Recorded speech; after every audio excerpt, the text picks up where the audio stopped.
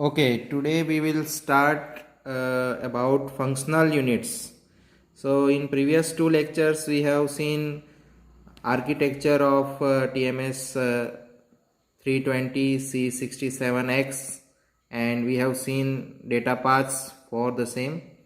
Now we study today the functional units in TMS 320C67x, and that is given on page number 31 in this manual. So it is a very brief paragraph, but to understand this in detail you need to go to this appendix B in the same PDF file, that is page number 427 in this PDF file. Okay, as we already know that there are two paths A and B, and in each path there are four functional units. So altogether there are 8 functional units. So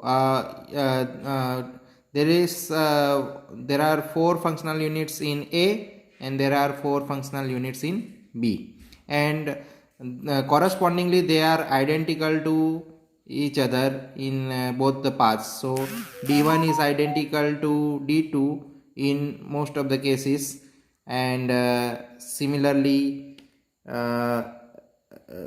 L1 is identical to L2, S1 is identical to S2, M1 is identical to M2, and D1 is identical to D2, with a few exceptions that certain operations can be done using S2 only, that cannot be done with S1, and similarly some operations can be, that is 15-bit constant offset, that can be done with D2 only and not D1. So there are few exceptions, but otherwise more or less they are very similar or identical. Okay, now this is a table given with types of operations that can be performed using these units, because each unit has a unique type of hardware that can perform certain operations. And if we look at the various types of instructions that are given in the manual, then we will come to know. So appendix B provides the list of instructions and in which unit it can be performed. So when you write in this DSP microprocessor, when you write any instruction, at that time you need to specify the unit. Suppose you want to perform the operation, for example add operation with L1 unit or L2 unit, but for that matter this particular add instruction should be a valid instruction for that particular unit. So here what are the operations possible with various units that are explained in this table. So let us come to first this dot L unit, that means L1 and L2 in both the paths. So the details are given in appendix D, page number 439 in this manual. Now let us look at this type of instructions that reads 32 40 bit arithmetic and compare operations, logical operations. Arithmetic and logical operations are possible. Now in this C you have seen that in the data paths L1 and L2 units have additional long option, that means additional 8-bit option was there, that's why it can perform even 40-bit operation. Not every unit can perform 40-bit operation in one go. So it is one has to be careful while choosing this type of operations. What are the instructions available?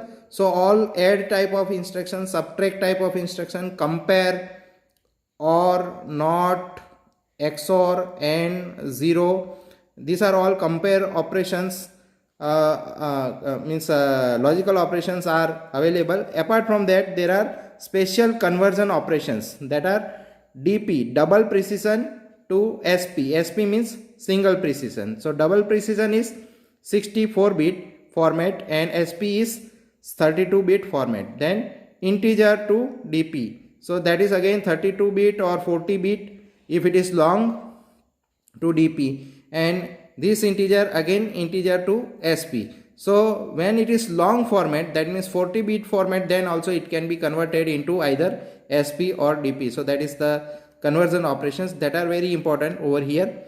So these conversions operations are available in these units apart from the arithmetic and logical operations that I discussed. Okay, next go to this dot S unit, that means S1 and S2. So the details are given in appendix F, page number 446, and in this again arithmetic operations can be performed, shift operations are performed, bit logical operations are performed, branches, these are called fixed point operations, and there are some floating point operations also. Usually these conversion operations are floating point operation, SP to DP, single precision to double precision conversion, and add and subtract in single precision and double precision.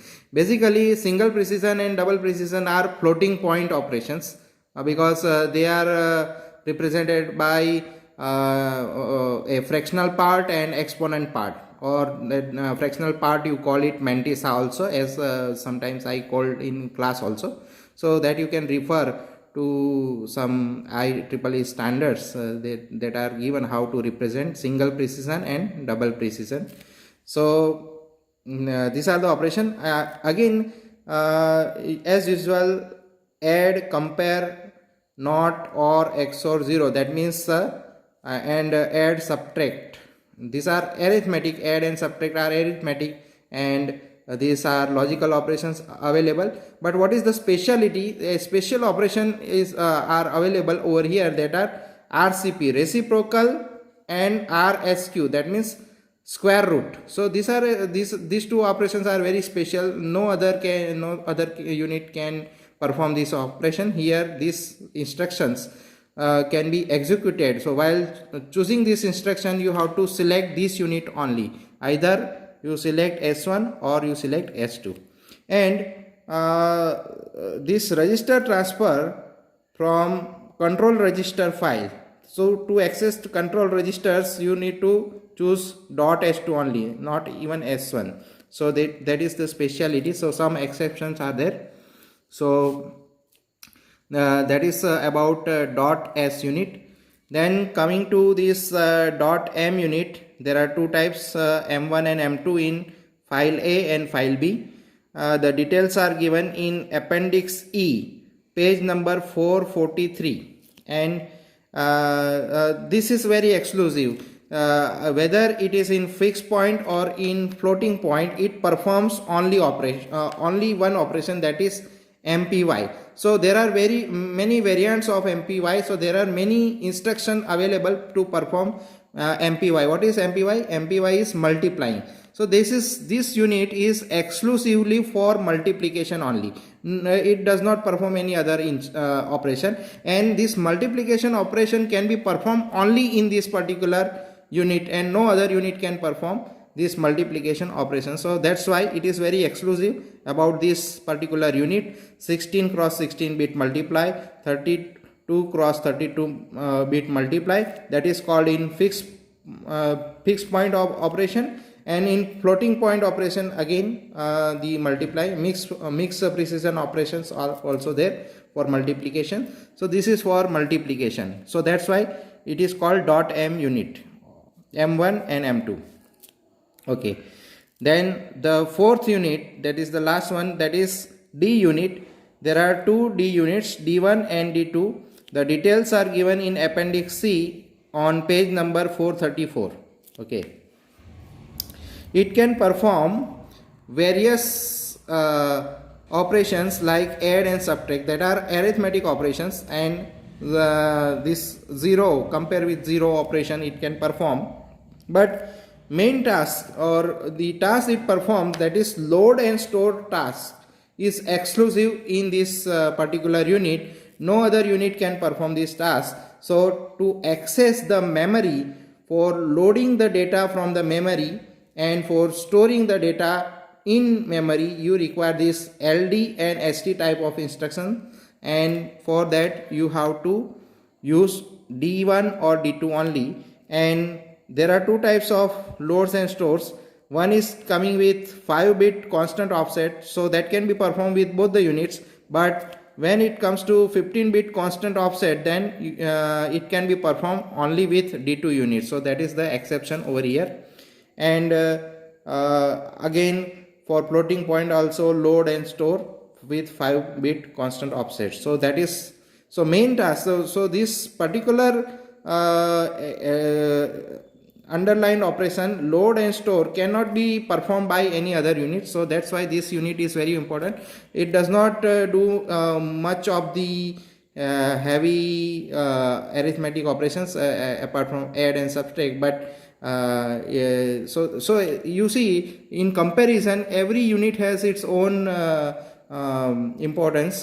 So for long data you require L type of unit, then for reciprocal and square roots you require S type of unit, then for multiply you require M type of unit, and for load and store you require this D type of unit. So I think this is the brief about these functional units and their operations in TMS 320C67x DSP processor.